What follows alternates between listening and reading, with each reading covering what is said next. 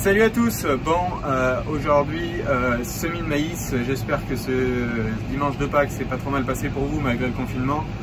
Bon, on est lundi, retour dans les semis. Moi, ça me reste 7 parcelles à semer et après ça me restera plus qu'une de 12 hectares en maïs pour moi, mais qui est en modulation de dose en essai. Donc ça se passera pas avec le monosème, ça se passera avec un KV, mais je vous présenterai tout ça quand on y sera.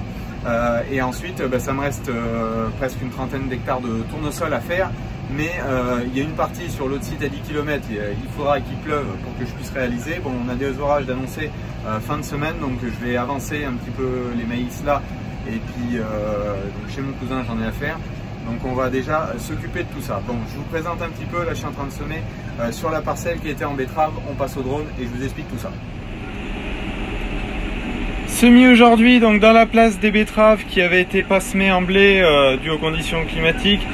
Préparation qui était ultra compliquée à faire étant donné les ornières suite à l'arrachage de betteraves. Vous voyez, le semoir a évolué. Il y a quelques mottes, mais vous voyez juste à côté ce qui est semé. Le jumelage a bien écrasé tout ça. Donc on a quand même de la terre fine et pas mal de terre fine sur l'horizon de semis. Bon, ça se dessèche depuis la préparation. Étant donné les conditions climatiques que l'on a, bon par contre on a des orages d'annoncer fin de semaine, donc c'est franchement pas mal. Mais vous voyez toute la parcelle, donc là ça avait eu un coup de combiné herse rotative et vibroculteur plus repris avec le TLD dans la vidéo que vous avez vu justement hier. Donc ça va pas trop mal quand même. Je roule à 7 km/h, donc vous voyez la taille des raies. On a plutôt un débit de chantier assez confortable ici.